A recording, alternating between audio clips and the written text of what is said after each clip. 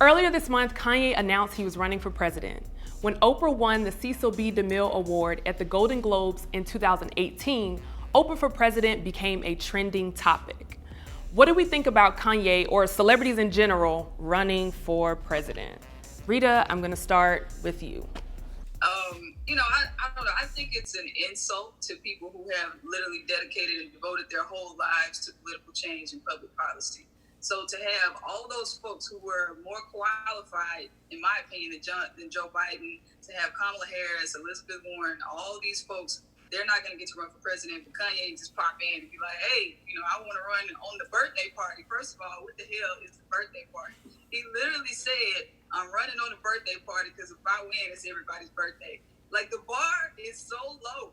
The bar is so low for president that everybody thinks they can do it. And I just think it's ridiculous. I mean, imagine, Martin Luther King running for president and then like Flavor Flav, like, nah, I can do the shit better. Like, it's ridiculous.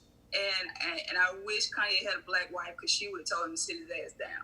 So I think it's ridiculous. But he's too late to really win anyway, So like people saying, it might just be a publicity stunt.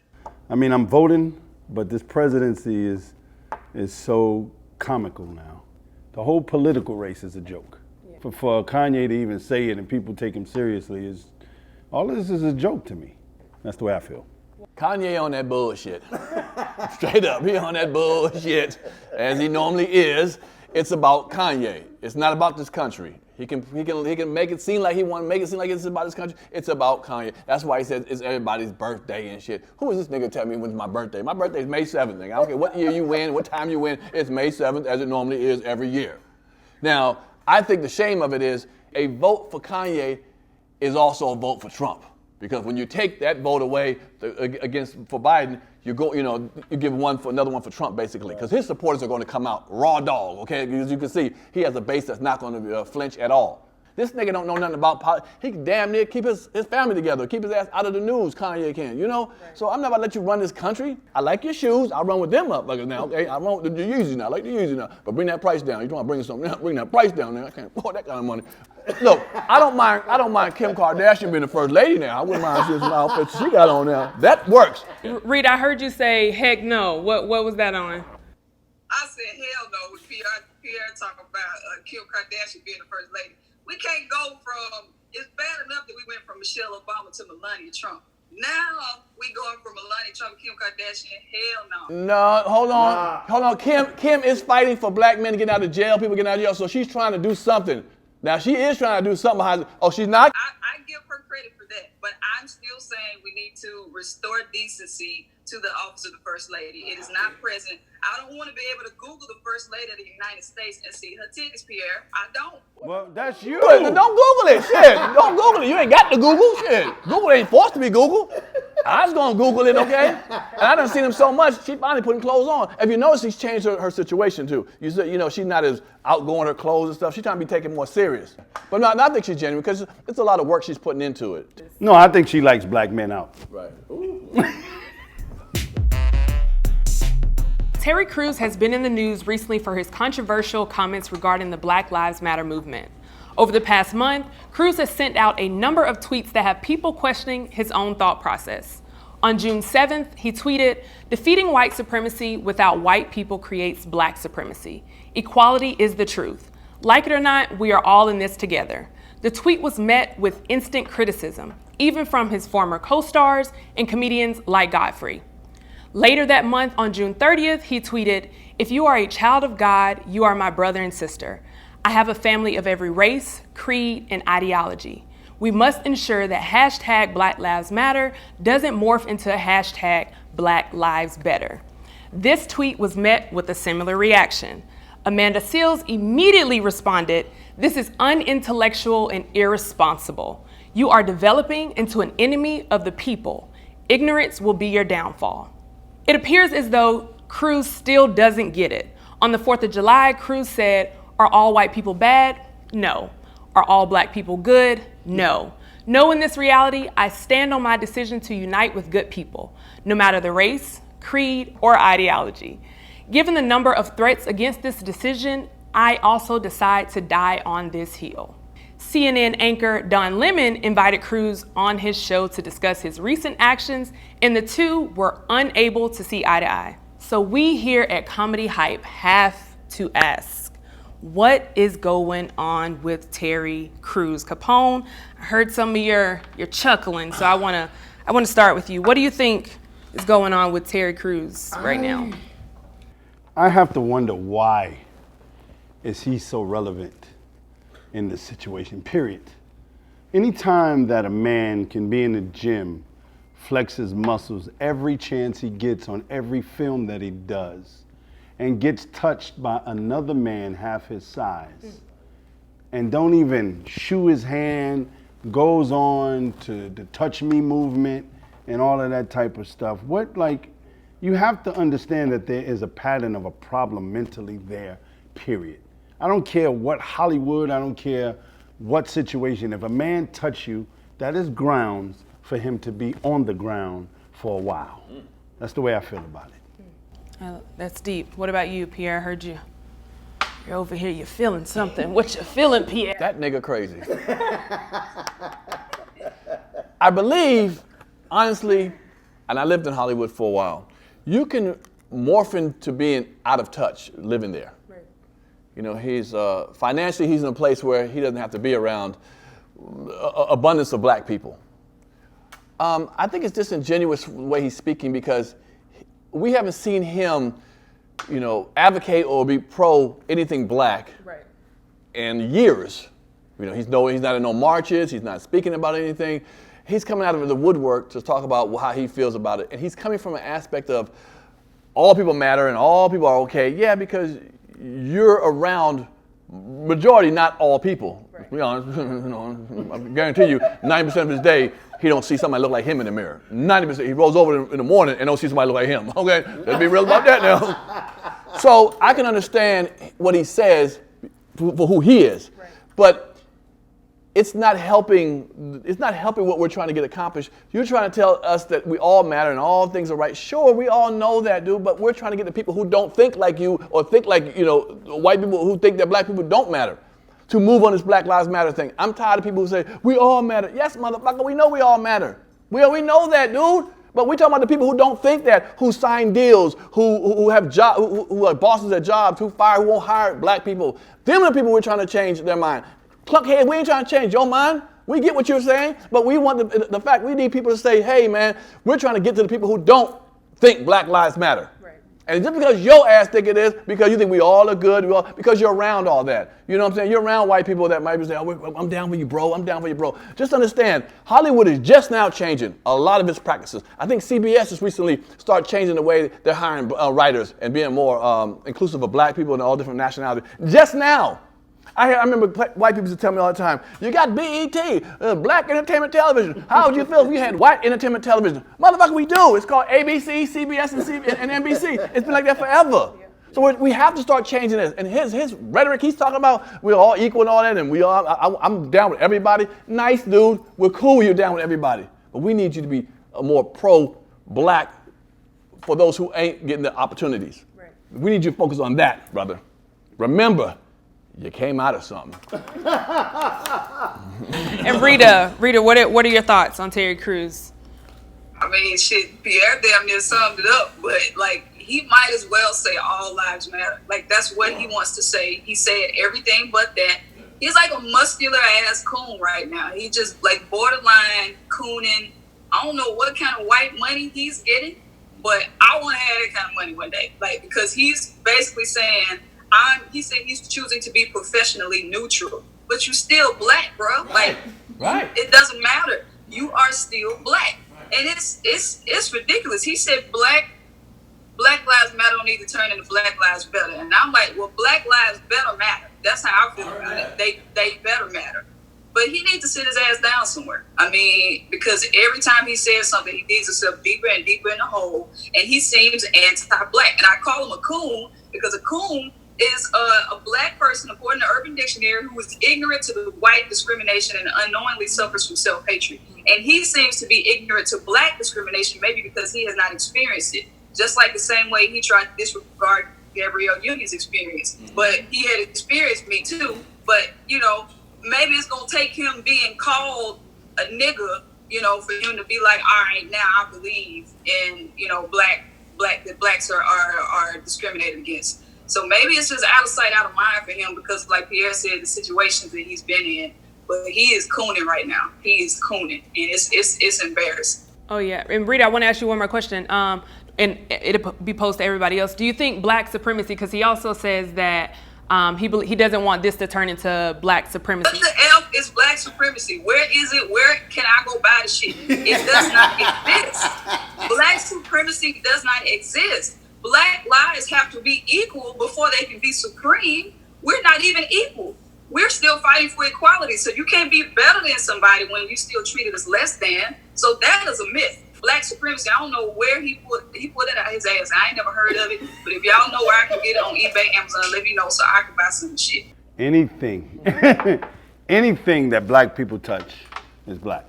There is no, our pigmentation, our anything, and I say anything, the way we're built, the way we take on things, the way, we can go deeper. But what the problem is that keeps hitting us in the face is that we're trying to live in this white world that they created. Sure. With the banks, they're not giving us loans for houses. With the entertainment industry, they pick and choose who they want to be on top. We can go about this forever, but when you look about the spiritual side of what we are, they know what we are, and that's why they tried to convince us for so many years. You have to forgive us what we're going to do to you. They told us that.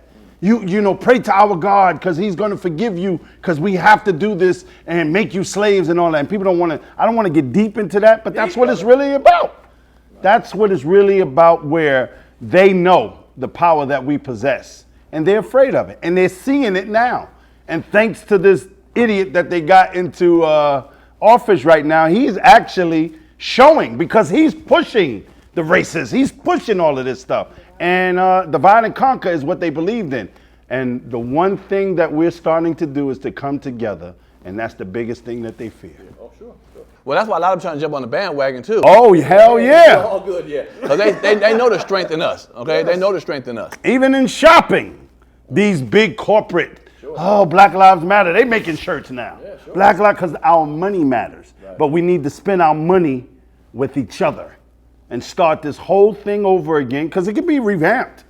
Don't get it twisted. It can be revamped. It's just that the right minds have to be in place to take place to make it happen. But you say we got to spend money in our own places. I understand. I agree with that. But why can't I buy a Starbucks coffee if Starbucks is going to respect me and respect black lives and hire black people? Why can't I buy a Starbucks? But why we don't have a black Starbucks? Well, once we get the money, I'll get it. Yeah. But right now they ain't there. I need coffee today, nigga. Okay, I can't wait for a black man to stop. So what we're trying to do is we're not trying to cause a race war. Right. We're trying to end one. Well, one thing, some of the elders have told me one of the worst things that happened was integration, because what black people did was outsource all our resources. So we went from having having our own Black Wall Street to giving all our resources to other people. And the black dollar is circulated the least out of any race. I'm with Capone that I think we should start circulating the black dollar within our own communities, because we are behind on wealth. It ain't our fault, but we have to do something to rebuild our wealth. Well, as long as we get good customer service, okay? I've been in some black businesses. That customer service is raunchy. I'm gonna be on the cell phone at the register. Hold on, wait a minute. Okay, girl, what's your order again? He want to order some wings and some hot wings. Okay, what? They'll talk about black customer service, but it's the same thing when you go into a white store and you get followed for no damn reason. I remember being in high school and I was accused of stealing a shirt out of a shoe store because the white manager thought I stole the shirt and I just put it in a different place. So if we're talking about customer service, I don't want to be profiled either while I'm walking in a damn store and be followed around, somebody thinking I'm steal some shit. I agree with that. I don't want to be profiled either. I don't feel like I'm being profiled that often. I'm talking about when I start giving you my money at the register. Some of that stuff is kind of janky and stuff, or trying to find somebody to help you, in the store. Sister, could you help me? My bad. I'll wait till you done whatever the fuck you doing. Standing there chilling and shit, okay? My bad. And I'm not saying all black people, I get it, but come on now. We sometimes are afraid to admit some of our situations. You mixed up. That's the white side I just talked about there, yeah.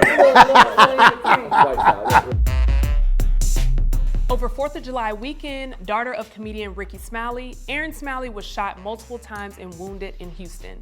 The 19-year-old didn't end up making a recovery after surgery, but is still shaken up over the incident. Her father, Ricky, shared the news on social media. In addition to this tragic news, comedian Michi Ho out of Philadelphia was shot and killed this week. Police officer Larry Rowe posted a video online where he denounced black-on-black crime and said that it doesn't exist. You want to know why there's no protest for black-on-black crime? Because if you look at black-on-black crime, it's just crime, stupid. Black-on-black crime was a moniker made by the Nixon era that was reinforced by the Reagan era. I told y'all this several times, but you stupid motherfuckers want to keep saying that stupid shit. There's no such thing. What is white-on-white crime? What is Latino-on-Latino crime? What is Asian-on-Asian crime? What is taco-on-taco crime? What is lettuce-on-lettuce crime? Burger-on-burger crime? Ice cream-on-ice cream crime? It is just crime. Stop saying that stupid shit because it does not even matter. It is called crime and people go to jail. You stupid motherfucker. They go to jail or maybe they get killed by a police officer that you was cool with. Saying this stupid shit. You consistently say this stupid shit. It's going to affect me. It doesn't affect me. You're an idiot to say that dumb shit. After hearing Larry Rowe's comments, what do you guys think? Is black-on-black crime a myth? Okay, Rita, I actually want to start with you because I know you have a relationship with Ricky. What are your thoughts about this whole incident, and is black-on-black crime a myth? Yeah, when I heard about Ricky's daughter getting shot, it took my breath away. But I was really proud of the way that Ricky handled it because he too is a victim of gun violence. He was shot at a younger age. He specifically said that he wanted to separate the Black Lives Matter movement from addressing crime within the Black community. Every race, every ethnicity has its own level and degree of crime. So I think we need to get to the root of crime within our own communities. That's our responsibility. And to me, it deals with poverty. It deals with a lack of education. It deals with a lack of self-worth and hopelessness. Those are some of the reasons that when folks are engaging in violence, those are some of the reasons that it's happening. So we need to get to the roots of those things and try to figure out how we can fix them. And Pierre, I know you were actually a victim of gun violence at some point. It's funny, Rita was talking about Ricky got shot. I was actually there. Me and my cousin T-Rex, another comedian, back in the mid-90s, went to Birmingham to do a show, and Ricky, me and Ricky were friends, and Ricky was supposed to come hang out with us, come into the hotel and hang out with us. He was going to drive us around Birmingham. He didn't show up. I thought he had flaked on me. I was like, man, some bull, Ricky, come on, bro. He didn't hear nothing from him. But he had got shot that day, and he why I'm telling him. I was like, wow. So I understood why, and he survived, as I have. I made a routine on Def Comedy Jam about being shot at McDonald's, and luckily I was able to turn it into a comedy routine. But there's nothing really funny about being shot, or the black-on-black violence, or any violence. There's really nothing funny about it. Like we just said, we got to kind of police ourselves. I understand that amongst ourselves, we can't ask for the outside sources necessarily to help us. They've already put stuff in place that's just detrimental to us and our personality, how we feel and live. Now we can have folks to fight for us amongst us, to get laws changed and all that. But in the meantime, we have to police ourselves. We can't wait for another race or another situation to help fix ourselves in there. And we are going through we're going through a pandemic. Okay, damn Corona. And what about you, Capone? I kind of agree with Pierre. I probably was on a different side. That was survival for me, right. To carry a pistol and to make sure that I didn't get robbed with the stuff that I was doing, and try to create a business where people respect you, but people don't respect you when you are out in the streets. And sometimes that gunplay comes to play, that bat play comes to play, that fist play comes to play. And that comes with being in the streets. And I'm not glorifying it because I lived it. But at the same time, what I agree with him is that we need people who understand it. I've been there at a young age. I'm grown now. I could teach people that it ain't the right way. Yours is more about protecting what you had. Right. Some of these kids out here just shooting for neighborhood shit. I'm trying to knock off dudes in my neighborhood because you're in my neighborhood. You were doing something illegal, right, trying to hold on to your shit for somebody coming to do some violence to you. Correct. What about the people who are just doing violence to each other on some GP? He on the corner. I don't like him. He had a diss record and all that, or on YouTube he's dissing me, or his crew's on my block. What about that from a person from the streets? Yours is protecting your situation. Right. What is that? Any way you look at it, it still falls into the same category of I wasn't doing nothing right. I was selling drugs. And so for me to sell drugs, a lot of money comes with it, but you also got a lot of bad things that come with it also. Now this guy, Larry Rowe, that little speech he just made, he's talking about just crime is crime. Nigga, it's like, there ain't no black on black crime. I know black people who won't damn near shoot a white person.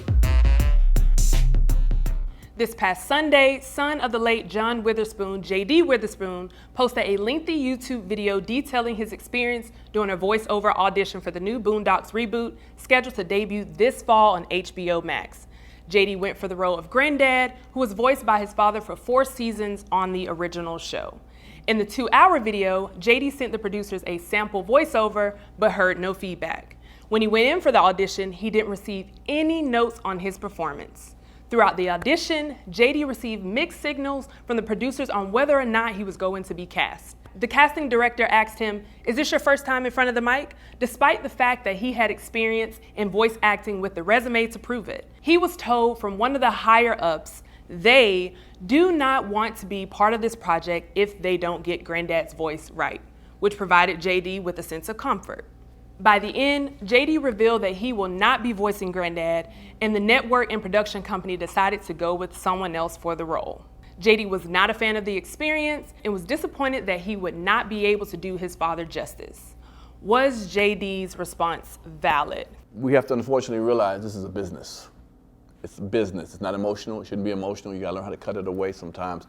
When it comes to business, when Warner Brothers, or HBO's there, it's not about how you feel for your father. They feel like, are you the right person or you're not the right person?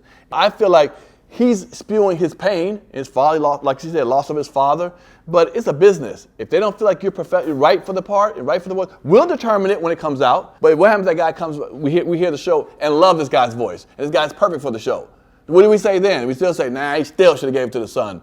No, I don't believe in that. I believe you give the right person the job, and they have the choice, they have the money, they have the opportunity, they have the right to pick who they want. Well, I was just going to say, I definitely agree that I don't think any handout should be given. But in this 2-hour clip, he also talks about, he didn't want a handout. So he did it the right way. He went to the audition. But, when he came, they were like, oh, well, is this your first time? So it's just like, well, did you look at my resume? Did my reps not send over anything? So he did everything the right way. And on top of that, so afterwards, he was just asking, was the person that you did pick, was their voice better than mine? And they responded, well, it's not about that. So if we're talking about business, then it needs to be someone that has a better voice. If we're going audition to audition, because his audition was great, and they kept giving him mixed signals, and especially when somebody's grieving, like, yeah, I get it. Hollywood is definitely, all for all, but he also talks about Paul Walker. When Paul Walker passed away, they pulled in his brothers to make sure, okay, hey, let's make sure we do this the right way. If we're gonna, his character dies off, let's bring in the family. And JD also mentions that, like, if I'm not playing the part, at least allow my family to make sure that it's done right, so that his legacy can be. That's all JD's point of view. How we know he did great? He's saying this shit. You got to look at his impersonations, and he has the rap sheet for it. Like he has been doing voiceovers. He has episodes on Adult Swim. That particular one. That person, them producers, you gotta have the producer. Let the producer talk. Let's see what the producer might say. And it wasn't as good. Even in the text message, and like he pulled up, he had receipts for everything. They're not responding, or they go months without. Like, that's not how. If we're gonna do it for business, let's handle business the right way. If I audition for something and I didn't get something because I sucked, tell me that. But don't tell me, oh, okay, well, it's not about somebody being better. I've been auditioning. They didn't tell me shit when I left. I can call back and say, how you did it well? You didn't get the part. Was I really good? Did you like my voice? We didn't get the part, nigga. We got next person. We got boom. It's a business. It's emotional. He's emotional. So with it. Okay, let's throw this in then. So also before he even got into like, hey, how I feel, like talking about his feelings, the producer who he was reaching out to was like, well, I'll send you the auditions, which that never happens, because I've been to auditions. You never get to hear nor be offered to hear other people audition. So if you're gonna let's keep it business and let's handle this the way that it's supposed to be, then there were a lot of things done on both parts that shouldn't have been done then. JD, put out the audition. Let us see it. Because I bet you he won't do that. He did. No, he actually did put in the clip that he sent them. He sent in a voiceover, and he actually put in the clip, and it sounds great. No. You said he showed him the auditions to other people. No, yeah, he wouldn't. They first said that, hey, I'm gonna send you the auditions of everybody. Right. But then they backtracked and was like, oh, well, no, we are, and then yes, we are, and then no, we're not. And it was What proof is that? What proof is that? Here's this nigga saying that. Show me the audition, nigga, if you got it or not. If you didn't, I don't believe they did that. I don't believe they said, we're gonna show you all the auditions. Here's the thing. We will find out if it's good when it comes out. Because 50 Cent made a decision to try to change the theme song on Power. And it got to him where people were like, I'm about to turn this off. But they should have not even took him through that. You know what I'm saying? If you knew you were going to choose somebody else, just tell the man that up front instead of taking him through the ringer. But I'm just thinking about the sons who have played their fathers. It has been really good. If you think about Ice Cube's son, O'Shea, playing him in Straight Outta Compton, that shit was good. John David Washington is doing an excellent job in the movies. I think this would have been good. You know, like I said, I heard the impression. It was damn good. Well, another heavy topic, but you know how I like to end it. I want to know what's going on, so I'm going to start with you, Capone. What you got going on in the pot? We're shooting a movie. We started shooting at the beginning of July. The corona has opened us to do construction, and you know I'm into the real estate with Lance Smith, and we're going to put some families into communities. Yes. And I'm happy to be on here, and make sure y'all keep tuning in because this show is powerful. Yes, it is. I like. All right, Pierre. I have my podcast, Pierre's Panic Room, is going to be dropping very soon in August on my YouTube channel, Comic Pierre, so I'm sure come out and subscribe to that. I ain't doing jack but that, okay? And this show here. I'll be back next Friday on this month again, and I ain't really working right now. It's just tight, you know. He the one with the real estate. I stay at my real estate. My apartment is where I'm staying at. So you can catch me there, you know, on my social media, which is shows. But every week I look forward to being here at Comedy Hype and talking with the fans and you guys and just, you know, expressing my opinions, you know, like them or not is what it is, what I feel. Yep. All right, Rita, what about you? What you got going on? Shaka. Hey, you should let Capone go last, man. This thing, got a movie and shit. Capone got a movie. I'm like, damn, I don't know what I'm gonna say. Shit. Live, like, yeah, I got a special on Netflix. No, I do have a little special. It ain't no movie, but I got a little special on Vimeo and Apple Music. And listen, I'm gonna take the risk, guys. I'm gonna go to the comedy club. I'm gonna be at the Comedy Junt in Memphis, Tennessee, the 24th and 25th of July. A friend of mine, LaToya Pope, she's a black female comic. She just started her own comedy club, and she wanted to do all women comics in the month of July. So I said, you know what? I got you, sis. I'll be there. So it's called the Comedy Junt, JUNT, and I'll be there in her comedy club July 24th and 25th in Memphis. So I'm gonna put a mask on the mic. I'm gonna have a mask on myself. No hugging. We do air high fives. Gone. No none of the other shit. No sign of autograph. You gonna do your act with a mask on? Your act with a mask on? Now I'm gonna put a mask on the mic, bro. Awesome. Well, we're definitely excited about that. Definitely congratulations. So you heard from our comedy analysts. We want to hear from you. Let us know down in the comments below. I'm Symphony Thompson, and this is the Comedy Hype News Show.